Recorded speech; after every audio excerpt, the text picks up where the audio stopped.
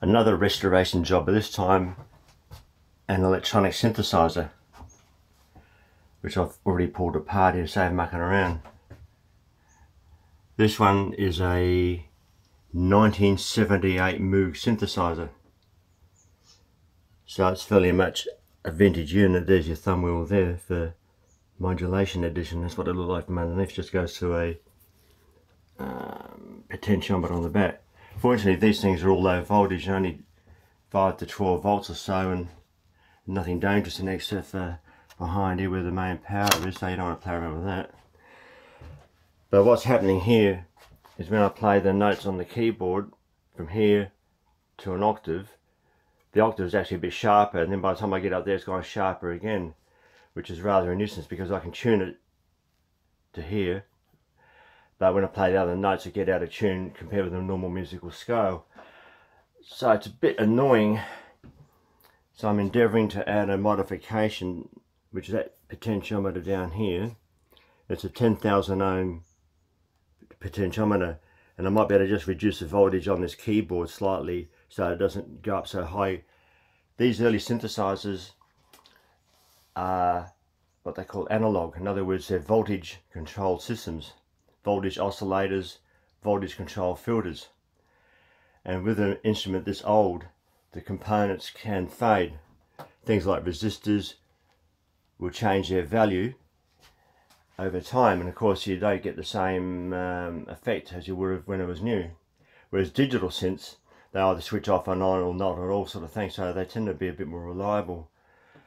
And from that perspective, I found that old electronics does last quite well. The only issue you have with old electronics are edge connectors. These are in good condition, but I've seen a lot of equipment, particularly industrial areas, that get dust and moisture on them, and I've actually seen green corrosion in amongst where they plug in. And over here, the same sort of thing. That one's in very good condition actually, and that's the problem with very old electronics. It does just gradually corrode out and causes a lot of issues like that. But this is in very good condition. It's always been kept indoors and in a dry environment. You can see the capacitor there. That's a fairly standard sort of component. I'm not going to take this card off if I can help it. Another problem with the electronics of this age is if it's been knocked a lot. These little tracks here, where my finger on here, sometimes these solder joints, the components weren't soldered properly in the first place, and a little wire just sticks through it, and the solder doesn't touch it, it just sticks around the outside, and it loses conductivity, so you get these intermittent faults. I don't know if I can zoom in on that. Oh yeah, look at that. These are good solder joints. You can see they look like they'd be wet. That one there doesn't look quite so good. It's probably got a bit of resin on it. They use that resin as a flux. But these are the sort of things that happen with electronics. You just get these little solder joints that gradually break down with vibration if they haven't been done properly from new.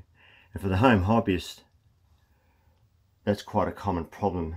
Your solder joints don't quite take and they look okay, but in actual fact they're not. So it's just a little trap for you, don't worry. But I've just found that generally speaking electronics last quite a long time.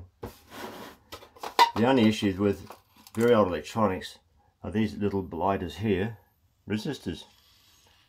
That one's 220 ohm resistor, I think. I can't quite see the colour. I think it is 220 ohms, so it's a low value resistor. They can change and go up or down in value over time, especially if they've been heated a bit, and it depends on how much work they do. So that's the issue you face with voltage control systems. So you've actually got to tune them up, wait for them to warm up and things like that. Modification. Well, after a lot of mucking around, I finally got the modification I needed done. You can see the addition in there. I'll just scale back the voltage on this keyboard.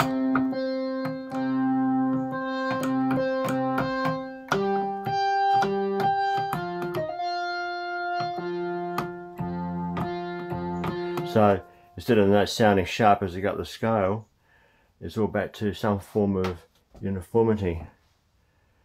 The reason I keep this is because it's a Moog, and unfortunately they don't make them anymore. I just got to put the top back on it. It's got some fantastic sounds on it, even for its age. And they're quite effective for solo work at times. They've got a great lead. They're kind of like a Les Paul Gibson keyboard, that raunchy, thick, fast sound. If you're wondering what I compare this with, I use a different keyboard over here.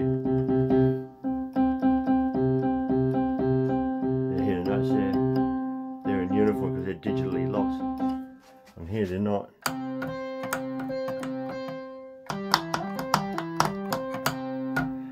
They tend to be, they've all got resistors on them, so if they change a bit you lose that value and spacing of the notes, and it makes it hard to match up. Anyway, hopefully this will work out alright now. Oh, we're back on track now. I think it's all come up alright, back in order. Let's see how it sounds.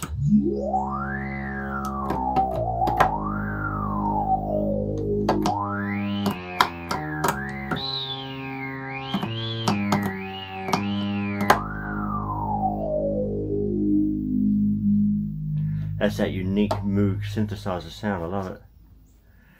Anyway, I think I'm still picking up a little bit of electronic interference. If you notice, the waveform has a slight waver, and I think that's a bit of AC hum it's picking up from somewhere, or oscillation. But we'll see how it goes anyway.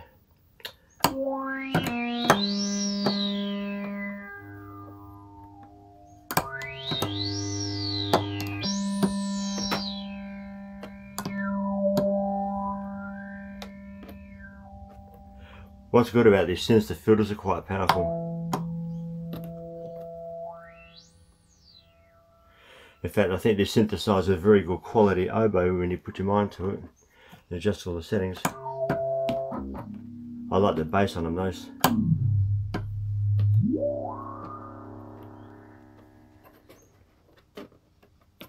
See what I mean?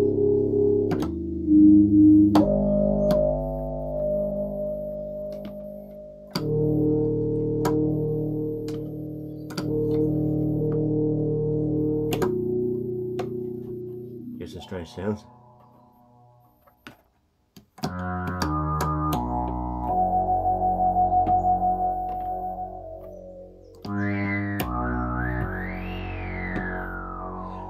But they're well renowned for that wow decay effect. Yeah, good old Moog, 1978 vintage.